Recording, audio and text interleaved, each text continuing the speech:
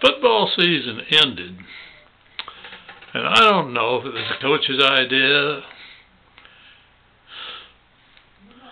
or the boys' idea, we young guys that were around there, don't know.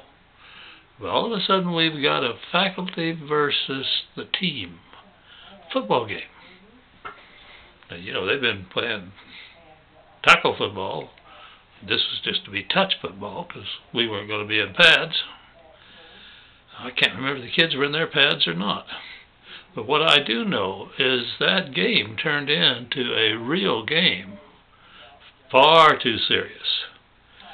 And even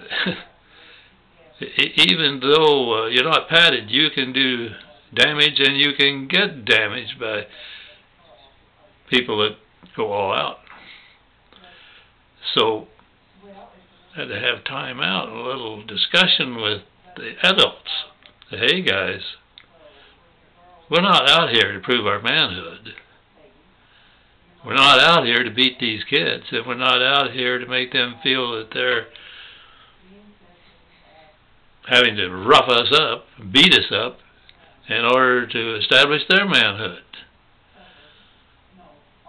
I don't remember how the rest of the game went, but I do know we throttled it back a little bit, and I know that we decided after that that there would never again be another faculty versus the team game of football.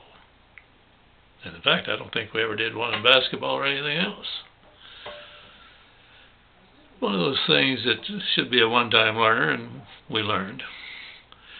And it might have worked some other years, but that first year we had some really pretty rascally boys that were having a lot of trouble adjusting to the idea that, hey, this is now a junior high, and there are some junior high rules that are a little different than when it was a junior high, senior high campus. Perhaps that was most evident as it went on into the basketball season. Can't remember if it's that first year or not.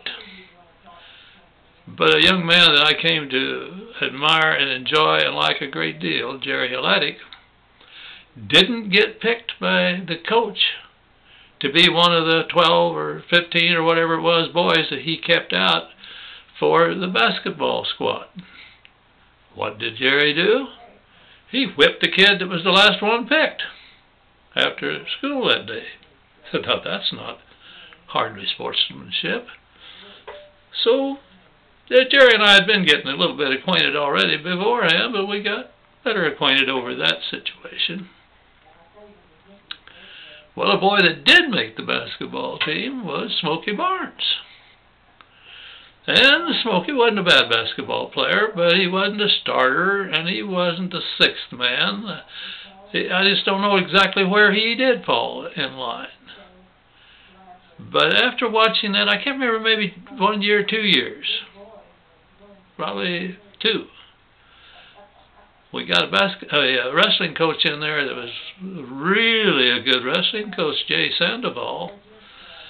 And I went to Mr. Henley, the basketball coach, and said, would you be offended if I talked to Smokey and tried to get him to switch over to wrestling? Because he's such an outstanding athlete, and I can see he's not really a talented basketball player. And you haven't been using him a whole lot. Would you be offended if we got him to switch?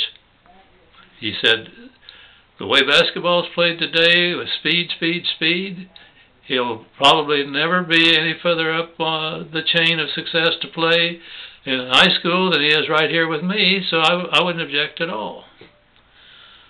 So talked to Smokey and convinced him that, in my opinion, he could be a champion wrestler. Might take him a year to learn the arts of the sport.